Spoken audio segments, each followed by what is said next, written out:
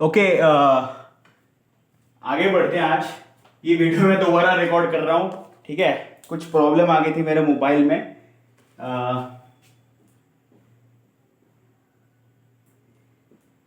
Electric potential, ठीक है। Electric potential के बारे में थोड़ा सीखेंगे। देखो एक्चुअली क्या है, हमने अब तक इलेक्ट्रोस्टैटिक्स जो है खत्म कर लिया था, ठीक है। इलेक्ट्रिक पोटेंशियल से करना बाकी था इलेक्ट्रिक पोटेंशियल, कैपेसिटर्स, देन उसके बाद का चैप्टर है करंट इलेक्ट्रिसिटी, ठीक है। तो पहले हाँ, तो ये वाला करना था। और आपका जो क्लास 11th वाले जो टॉपिक्स है उसमें कल से मैकेनिक्स वाला शुरू करना है, क्योंकि उसमें एक मैथमेटिकल टूल का चैप्टर हमने किया जो कि है वेक्टर अलजेब्रा, जो कि मैकेनिक्स 2D में लगता था, क्योंकि हमने motion in straight line 1D खत्म कर लिया था, ठीक है। तो ऐसे करके मैं चल रहा हूं, आप समझ रहे हो बात को, कि भाई एक साथ मैं 11th के टॉपिक्स और 12th के टॉपिक्स एक साथ चला रहा हूं, ताकि ठीक है। ऑब्वियसली अब तक तो आप लोग कर ही सकते हो दोनों एक साथ, ज्यादा प्रॉब्लम नहीं है, क्योंकि 11 12 दोनों के स्टूडेंट्स हैं, तो दोनों के लिए बना रहा हूं, ठीक है। आपको दिख रहा होगा ना आज का टॉपिक, मैंने जो लिखा है ब्लैक बोर्ड में, या इलेक्ट्रिक पोटेंशियल। थोड़ा टेढ़ा दिख रहा है, एक मिनट का, इसे थोड़ा सीधा करता हूं मैं पहले तो, ठीक है। All right, all right, all right. Electric potential, तो इसके बारे में सबसे पहले हम समझते हैं थोड़ा सा, और इसके ऊपर एक न्यूमेरिकल आज करेंगे, ठीक है। देखो इलेक्ट्रिक पोटेंशियल जो है ये क्या होता है, it is the work done in moving a unit positive charge from infinite distance to a particular point in an electric field. एक इलेक्ट्रिक फील्ड में, ठीक है, एक इलेक्ट्रिक फील्ड में एक चार्ज को, एक यूनिट पॉजिटिव चार्ज को एक इनफाइनाइट डिस्टेंस, ठीक है, ऐसे मैं लिख देता हूं पहले। देखो ये मैं नीचे बना दूंगा, ऐसा मैं लिख देता हूं, it is the work done in bringing a unit positive charge q from infinity, आप पूरा लिखना वर्ड्स ना, infinity to a point in electric field, ठीक है। तो यहां पे एक इलेक्ट्रिक फील्ड है, ऐसा आप मान सकते हो।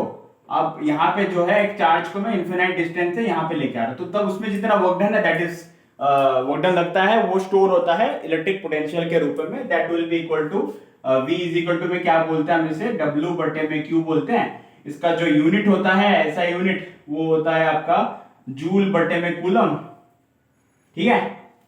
और आप वोल्ट भी बोल सकते हो, ठीक है। और क्या बोलते हैं पॉजिटिव चार्ज के लिए, for positive charge electric potential v is positive, and for negative charge v is negative ना। पॉजिटिव चार्ज के लिए पॉजिटिव, नेगेटिव चार्ज के लिए नेगेटिव ये रहता है, ठीक है। तो ये चार्ज का साइन इसमें आप देखना, उसके अकॉर्डिंग आप क्वेश्चन में ट्राई करना, ठीक है। Potential is positive, potential is negative according to the charge, minus q के लिए एंड फॉर प्लस q के लिए। अभी देखते हैं इलेक्ट्रिक पोटेंशियल डिफरेंस, उसके बाद एक न्यूमेरिकल करेंगे आज बस, क्योंकि ये करने के बाद डायरेक्ट हम जाएंगे कैपेसिटर्स में, थोड़ा कैपेसिटर्स पढ़ के।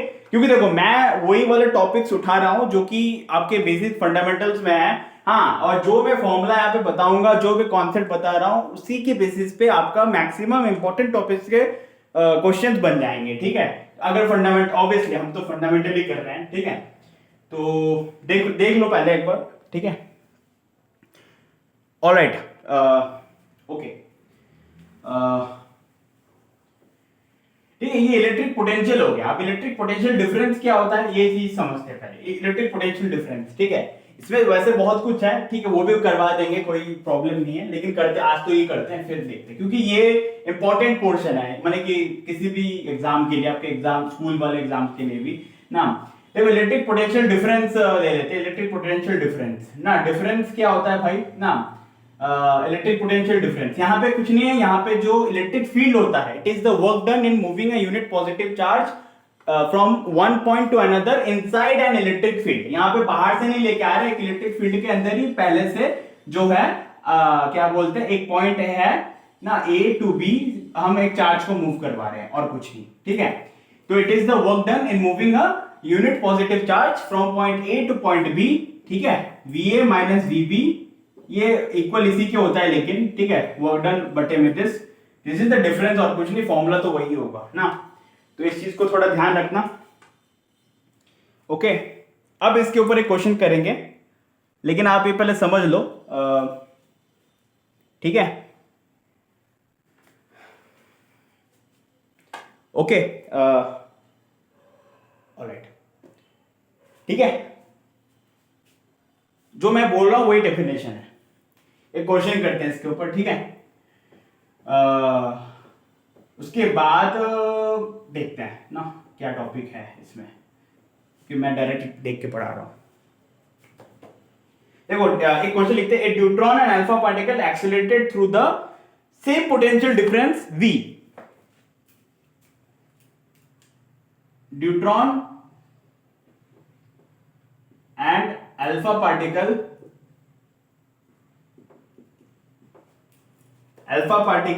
accelerated through the same accelerated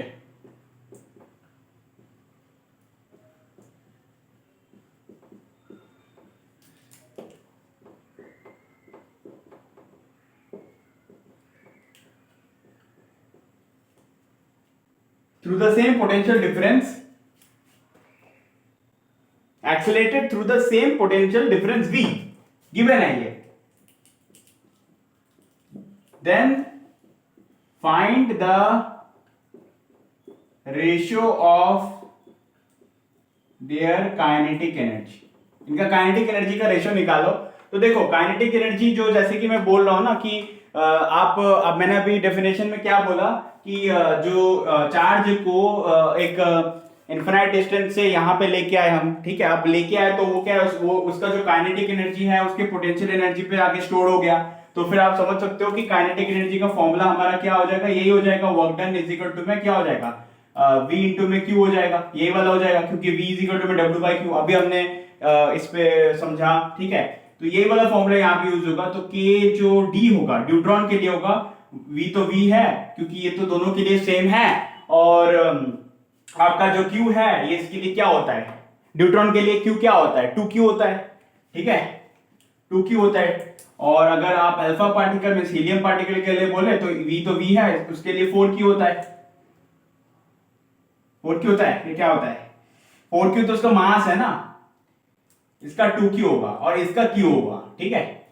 okay, इसका जो है 2m मास होगा। इसका अगर मास चार्ज मास रेशियो मैंने आपको पहले क्वेश्चन में बताया, इसके पहले भी लेक्चर में, कि न्यूट्रॉन का जो मास चार्ज रेशियो होता है, मास और q का रेशियो होता है न्यूट्रॉन पार्टिकल और अल्फा पार्टिकल के लिए। तो न्यूट्रॉन और अल्फा पार्टिकल के लिए मास का क्या हो जाएगा, मास हो जाएगा 2m ना, और चार्ज जो हो जाएगा, ठीक है, चार्ज जो हो जाएगा वो q हो जाएगा। इसका चार्ज क्या हो जाएगा 2q, और इसका मास क्या हो जाएगा 4m, ठीक है। ये चीज आप ध्यान रखना। तो देखो, ये वाला यूज होगा, दोनों को डिवाइड कर दो ऐसे करके, तो फिर क्या हो जाएगा, ये कैंसिल, ये कैंसिल, तो 1/2 आ गया। मींस हमारा जो आंसर आ गया काइनेटिक एनर्जी का रेशियो 1:2 आ गया, ठीक है। समझ में आया।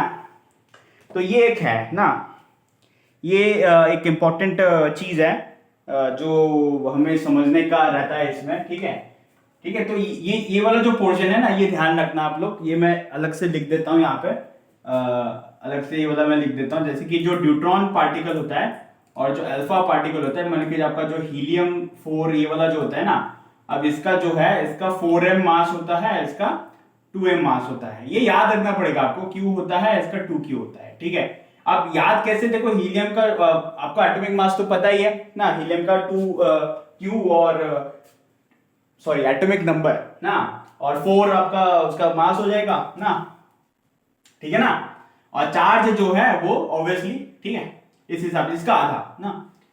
ओके, तो ये बेसिकली ध्यान रखना ऐसे टाइप के क्वेश्चन को करने के लिए। कभी कभार बड़े बड़े क्वेश्चन का छोटा पार्ट एक ऐसा क्वेश्चन दे देते हैं, ठीक है, जो मैं बोल रहा हूं, लिख लो आप।